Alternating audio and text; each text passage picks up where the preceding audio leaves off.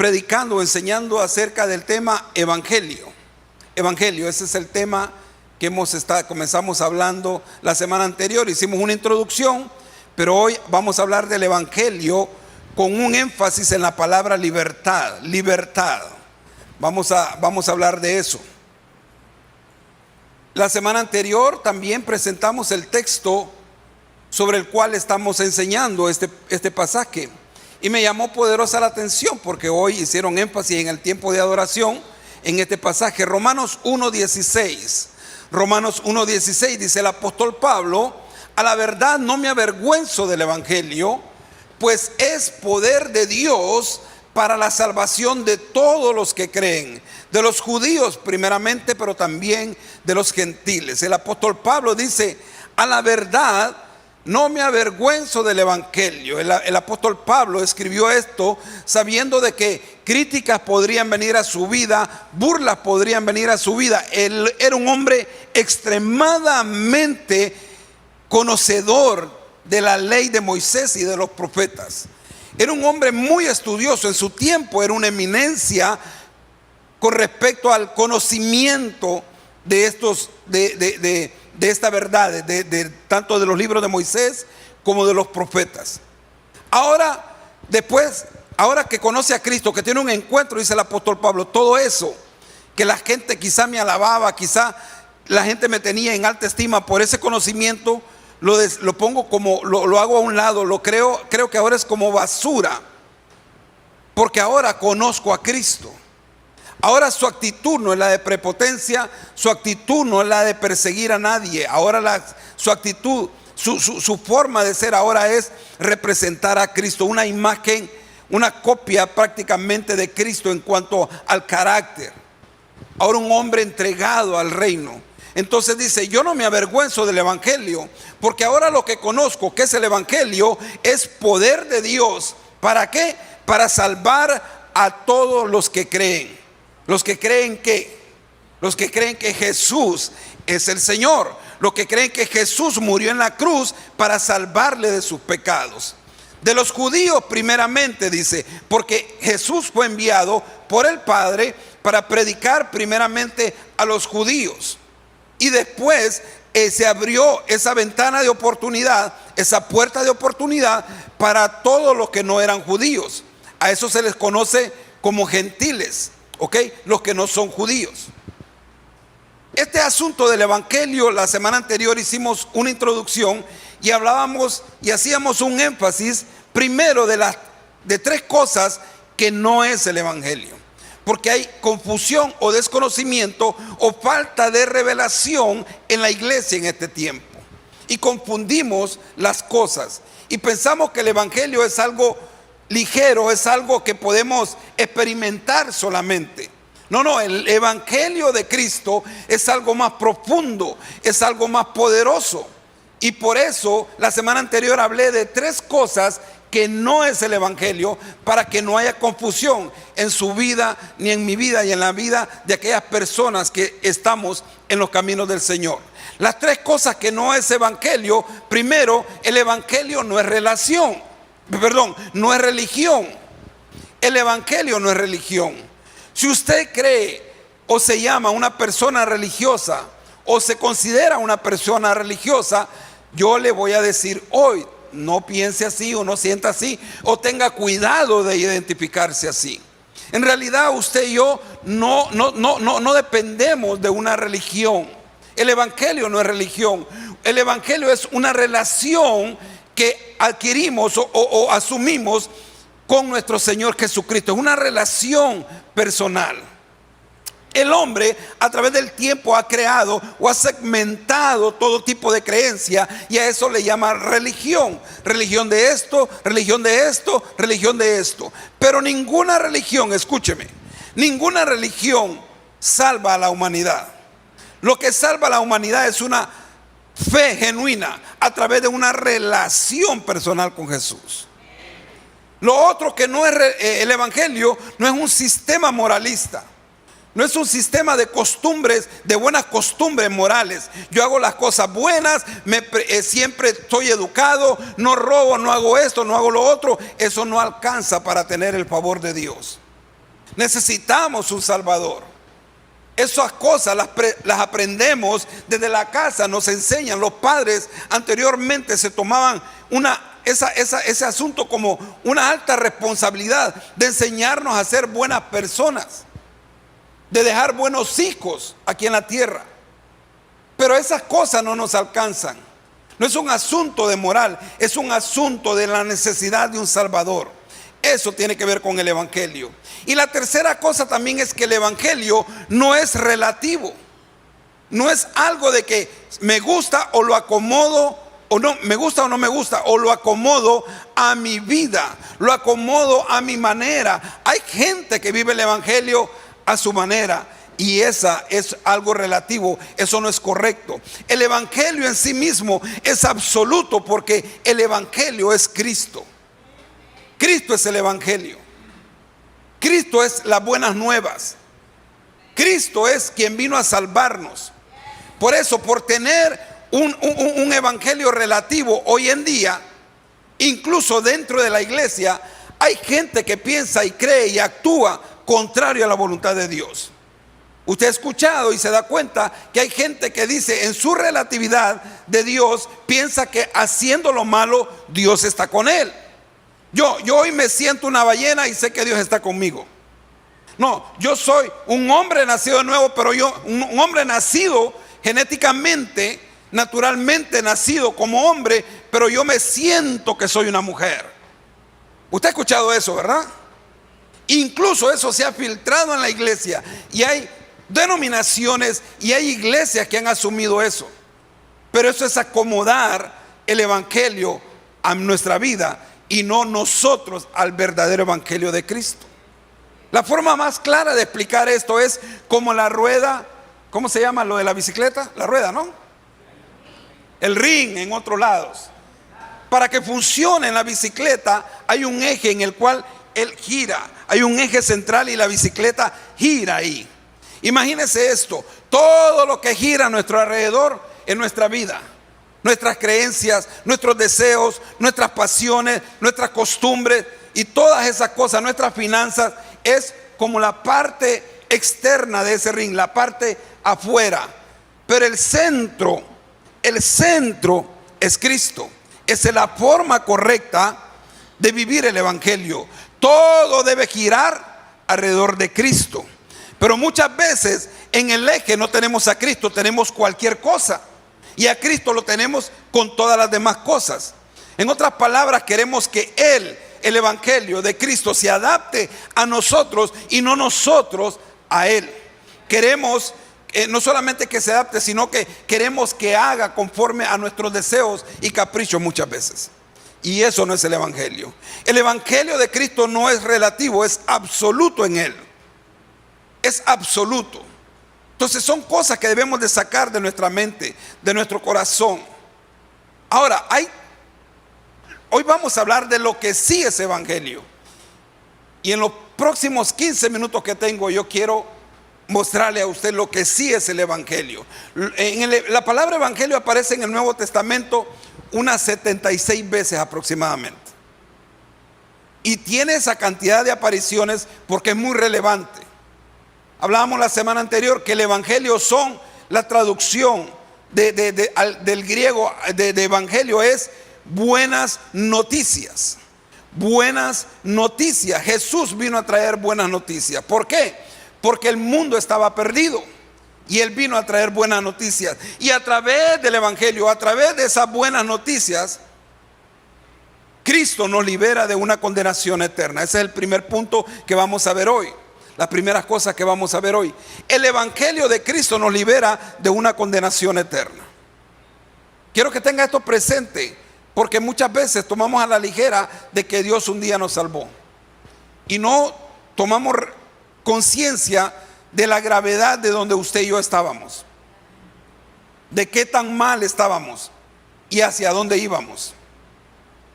Así que hoy en esta mañana quiero compartir esto. El evangelio de Cristo nos libera de una condenación eterna. ¿A cuánto le gusta la libertad? No, los demás no, les gusta estar cautivos. ¿A cuánto? Al ser humano le gusta la libertad. De hecho, la mayoría de los que estamos aquí, somos inmigrantes y llegamos a este país porque a este país se le conoce como el país de la libertad. El país donde usted puede opinar y tiene la libertad. La constitución de esta república le permite a usted opinar lo que a usted le dé la gana. Tiene la libertad de hacerlo. Tiene la libertad de moverse donde usted quiere. Tiene la libertad de hacer los negocios que usted quiera. Tiene la libertad de ir a vivir donde usted quiera. Tiene la libertad de ir a trabajar donde usted quiera. ¿Por qué? ¿Por qué estamos aquí? Porque nos gusta la libertad. A todo ser humano le gusta la libertad. Pero el hombre estaba cautivo, todo ser humano estaba cautivo desde lo que sucedió en el huerto del Edén. Toda la humanidad quedó cautiva. ¿Cautiva qué? Al pecado. Dios en su sabiduría dijo, este asunto sabía, porque Él tiene un plan. Él no se levantó hoy para ver a dónde sopla el viento. Dios siempre tiene un plan. Y en su sabiduría Dios destinó llamar a un pueblo dentro de todos los pueblos en aquel tiempo para llamarlo su pueblo, y llamó a Israel su pueblo. Lo guió por mucho tiempo. Lo llamó para que le adoraran a Él. Lo llamó para que lo siguieran a Él. Les dijo, yo seré su Dios y ustedes serán mi pueblo. Pero para que este asunto funcione, ustedes deben hacer mi voluntad. Yo no voy a hacer la de ustedes, es ustedes que tienen que hacer mi voluntad. Y comenzó a caminar con ellos, los libró. Usted conoce, usted lee la Biblia, yo no le voy a leer el Antiguo Testamento, pero usted sabe cómo Dios bregó con este pueblo y cómo los ayudó en tiempos de angustia, en tiempos de necesidad. Sabe cómo les dio alimento cuando no había alimento. Sabe cómo los libertó de la esclavitud cuando eran esclavos. Los lleva a un lugar donde fluye leche y miel, un lugar de esparción, un lugar de abundancia, un lugar donde ellos iban a establecerse como una nación para la eternidad, para todo el tiempo. Pero siempre Israel les falló. Siempre Israel, en vez de agradarle a él, siempre estaban en contra en la mayoría de las veces. Dios dice, a causa de esa situación, no había forma de que el ser humano, ni siquiera su pueblo Israel, pudiera ser salvo. La ley establecida lo que hacía era revelar el pecado del hombre. A través de la ley escrita en el Antiguo Testamento, todos nosotros sabemos lo que es pecado realmente. Dios dice, voy a ir a visitar a mi pueblo, a Israel propiamente. Manda a su Hijo Jesús y comienza a predicar, comienza la predicación del Evangelio, que son las buenas nuevas de salvación. Pero aún mostrando su poder, mostrando su amor, hablando con autoridad, haciendo las cosas diferentes a lo que los religiosos de ese tiempo hacían, su pueblo no le escuchó. Por eso Jesús les decía, no lo van a ver en pantalla, Juan 5:24, de cierto os digo, el que oye mi palabra y cree al que me envió, tiene vida eterna y no vendrá a condenación, mas ha pasado de muerte a vida. Ese era el mensaje. Si ustedes escuchan lo que yo les digo, si ustedes escuchan lo que mi Padre ha mandado a decirles, y creen realmente que mi Padre me envió, ustedes tienen vida eterna y no vendrán a condenación, mas ha pasado de muerte a vida. Ellos no le escucharon y le obedecieron. Al suceder esto, Dios dijo, voy a expandir esta oportunidad, voy a hacer que se abra una puerta de oportunidad para aquellos que no son mi pueblo. Y bendito sea Dios, que en su amor y en su misericordia se abrió una oportunidad para usted y para mí, los gentiles. Los que no nacimos en Israel ni somos descendientes de judíos. Probablemente habrá uno aquí que sea descendiente de judíos, no lo sé. Pero bendito sea Dios que nos abrió esa oportunidad.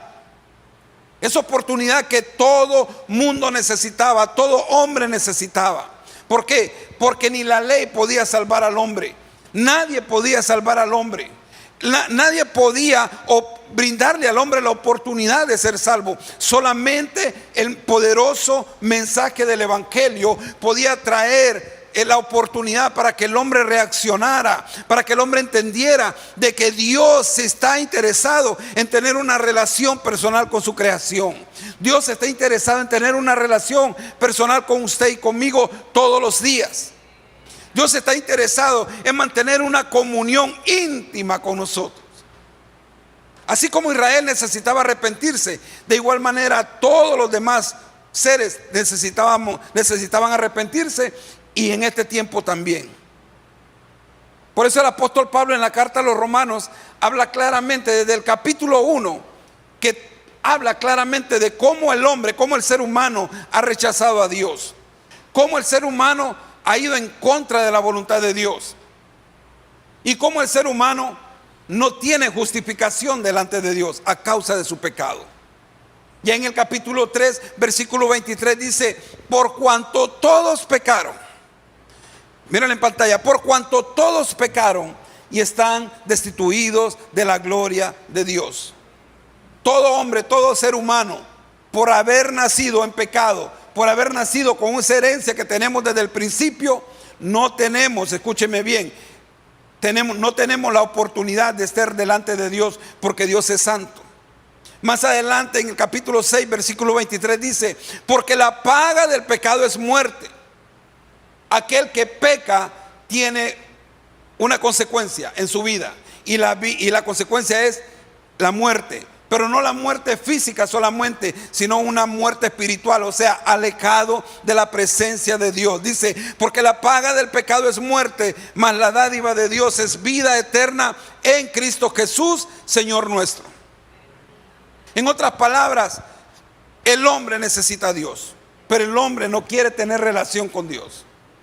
Y Dios está insistiendo a través de la predicación del evangelio, del mensaje de las buenas nuevas, diciéndole a la gente: hey, ustedes están cautivos, ustedes están presos, son esclavos del pecado, yo vine a liberarlos del pecado. Pregunta aquí obligada: ¿cuántos libres hay aquí? Porque usted y yo éramos esclavos del pecado, estábamos atados, hacíamos la voluntad del enemigo, de Satanás. Usted y yo hacíamos siempre lo contrario a la voluntad de Dios. Íbamos en contra de Dios, íbamos en contra de sus principios. Usted y yo hacíamos todo lo opuesto a lo que Dios quería. ¿Por qué? Porque estábamos cautivos, estábamos presos, no había fuerza en nuestra vida para poder salir de ahí. Por eso mucho, aunque batallábamos, sabíamos que estábamos haciendo lo malo, sabíamos que estábamos actuando mal y queríamos salir y dejar aquella vida de pecado, y no podíamos. Porque nuestra propia fuerza no es posible. Tenía que venir Cristo a anunciar las buenas nuevas de salvación, y a través de la fe en Él y de su sacrificio en la cruz, entonces Él vino y rompió las cadenas de pecado en nuestra vida y nos dio libertad. Por eso es que usted y yo somos libres. ¿Libres de qué? Libres de una condenación eterna. ¿Qué significa ser libre de una condenación eterna? Miren en pantalla. Significa que hemos sido perdonados por nuestros pecados y ya no estamos bajo el poder del pecado. Usted y yo somos libres.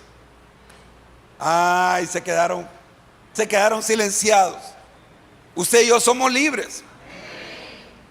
Yo les pregunté: ¿a cuánto le gusta la libertad? Al principio. La libertad es hermosa, pero no es una libertad que Él nos ofrece para luego llevarla al libertinaje. La libertad que Cristo nos ofrece no es para ahora hacer lo que nos dé la gana, no, es para caminar en sus caminos sin preocupación, sin saber que el enemigo te va a señalar, sin saber que el enemigo te va a acusar. Ninguna condenación hay para los que están en Cristo Jesús. Las cosas viejas pasaron, he aquí, todas son hechas nuevas en Él. En Él ya no estamos bajo el poder del pecado, ya no estamos cautivos ahí. Pastor, y es que no pecamos ahora. No, usted y yo pecamos, en nuestra naturaleza aquí en la tierra. Pero usted y yo ya no practicamos el pecado. Ahora, déjeme hacer esta aclaración: si usted viene a la iglesia, si usted canta como los ángeles, si usted ofrenda, si usted diezma, si usted sirve, pero si usted sigue practicando el pecado, revísese. Revísese, porque algo no está cuadrando aquí. Yo venía que me alentara hoy, pastor. Le estoy animando. Le estoy alentando con esta verdad. El evangelio de Cristo es poder de Dios para todo aquel que cree, para hacerle libre. Ya usted no tiene que estar atado al pecado. Usted no tiene que estar haciendo la voluntad del príncipe de este siglo. Usted y yo estamos llamados a hacer la voluntad de aquel que nos llamó a vivir en completa libertad. Y este es Cristo. La palabra condenación en la Biblia es sinónimo de perdición, de juicio, de castigo, de destrucción y de sentencia. Ahí estábamos usted y yo. Ahí está aquel que no conoce a Cristo. Pero bendito sea el Señor que un día nos liberó y nos dio esta tremenda libertad en Él. Dos cosas rápidamente. ¿Cómo somos liberados de la condenación eterna? Lo primero, a través del perdón de nuestros pecados. Bueno, si Él ya murió, pastor, ya me perdonó. Él te ofrece el perdón, pero usted y yo tenemos que arrepentirnos y decirle: Señor, reconozco mi pecado, necesito que tú me perdones. Él lo hizo por usted, Él lo hizo por mí, Él lo hizo por la humanidad, pero es su responsabilidad y mi responsabilidad reconocer nuestro pecado y venir a Él y decirle: me arrepiento de mis pecados. Y ese arrepentirse significa darse la vuelta, ya no ir por el camino donde íbamos, sino volver hacia el camino que Él quiere que vayamos. La separación entre Dios y su creación es el pecado. Pero mire, bendito sea Dios, dice el apóstol Juan en primera carta, capítulo 1, versículo 9: pero si confesamos nuestros pecados a Dios, Él es fiel y justo para perdonarnos nuestros pecados y limpiarnos de toda maldad. Lo que le decía, Él lo hizo por amor a usted y por amor a mí, pero nosotros tenemos que venir y confesar nuestro pecado, y esta confesión de pecado nos trae libertad. Esta confesión de pecado nos trae libertad en Cristo. Fíjense que ni el apóstol Pablo, con todo el renombre que tiene en la Escritura, ni el apóstol Pedro, ninguno de los hombres más prominentes de la Escritura pudieron complacer a Dios a través de la ley y las obras. Y ninguno de nosotros también podemos a través de buenas obras. Tenemos que venir y confesarnos y arrepentirnos, porque dice el apóstol Pablo en capítulo 3, versículo 20 del libro de Romanos: por tanto, nadie será justificado en presencia de Dios por hacer las obras que exige la ley. Más bien, mediante la ley cobramos conciencia del pecado. No es a través de las obras, no es a través de la ley antigua, es a través del reconocimiento de nuestro pecado y arrepentimiento delante de Dios es que nosotros alcanzamos libertad. Porque solamente Cristo pudo complacer al Padre, y a causa de su sacrificio en la cruz, cada uno de nosotros tenemos la oportunidad de ser salvo. Aquí el más importante no es usted, aquí el más importante no soy yo, aquí el más importante es Cristo Jesús, que murió en la cruz y cumplió con todo lo que el Padre exigía para darnos una oportunidad. Quiero en esta mañana, antes de seguir al segundo punto, que tenga claro en esto: usted ya no es esclavo del pecado. Diga conmigo: yo no soy esclavo del pecado. Por favor, créaselo. Usted no tiene que vivir atado al pecado. El pecado está ahí. El pecado nos llama. El pecado nos brinda oportunidades. Pero no tenemos que caer ahí. Usted es libre, yo soy libre para decidir. Y si decidimos bien, vamos a decidir renunciar al pecado para seguir la voluntad del Señor. La segunda manera de cómo hacemos eso es obedeciendo su palabra, obedeciendo la palabra de Dios. Pastor, es que yo no sé cómo hacer. Es que yo no sé cómo hacer, cómo poder liberarme de esta cadena de pecado, de esta costumbre de pecado, o de esta forma de pecado que he practicado toda mi vida. Yo sé que para muchas personas esto se pone bien difícil. Para todos lo es, porque todos somos tentados todos los días, ¿sí o no? Este que está aquí es bien tentado, créame, igual que usted o más que usted. Pero si amamos a Dios, le obedecemos, no seremos... Mire, si amamos a Dios y le obedecemos, nos va a bendecir, No seremos perfectos en nuestra obediencia, pero nuestro deseo es someternos al Señor y mostrar buenas obras a causa de mi relación con Él, de mi sometimiento a la palabra, de mi obedecer a la palabra. No porque yo soy buena persona, porque aquí nadie es buena persona. La Biblia dice que no hay ni uno bueno. El único bueno es el Padre. Cuando Dios ve buenas obras en nosotros, cuando el Padre ve buenas obras en nosotros, no nos ve a nosotros, ve a su Hijo Jesús a través de nosotros. Miren en pantalla, nuestra obediencia a Dios no es únicamente un asunto de deber. Le obedecemos porque le amamos. Amamos obedecer a Dios. Amamos obedecer su palabra. Y cuando amamos a Dios y le obedecemos, de una manera natural comenzamos a sentir y a tener amor por los demás. Cuando obedecemos los mandatos de Dios, nos convertimos en lo que dice su palabra, luz y sal de la tierra, en este mundo de pecado, en este mundo de oscuridad. Este mundo no es fácil, pero usted y yo estamos en libertad. Hay mucha gente en cárceles, literalmente están en las cárceles y están presos dentro de un lugar donde el cual no pueden salir. Pero si conocen el Evangelio, si ahí donde están el Evangelio los alcanza, si ahí Cristo los alcanza y ellos reconocen su pecado, se arrepienten, son libres, libres, libres, aunque estén detrás de unas rejas. ¿Por qué? Porque han conocido la verdadera libertad. Ahora, hay gente aquí afuera que no está en una cárcel, pero están presos completamente, porque no conocen al Señor que trae libertad. Aquel que abre las rejas de la esclavitud, que abre las rejas del pecado para que caminemos fuera de él. Ese es Jesús. Hay que obedecer su palabra. Su palabra es clara. No sé cómo hacer, pastor, lea la palabra. De hecho, como cristianos estamos llamados a leer la palabra. Usted y yo no hemos visto a Dios personalmente, pero conocemos quién es Él a través de su palabra. Conocemos cómo es su carácter, cómo Él quiere que usted y yo andemos, cómo quiere modelarnos su vida para que nosotros sigamos su voluntad. Es a través de su palabra. Juan capítulo 14 versículo 23, Jesús le contestó a una pregunta que había y dijo lo siguiente: el que me ama obedecerá mi palabra y mi Padre lo amará. Vendremos a Él y haremos nuestra morada en Él. Qué hermoso. Dice el Señor: el que me ama obedecerá mi palabra.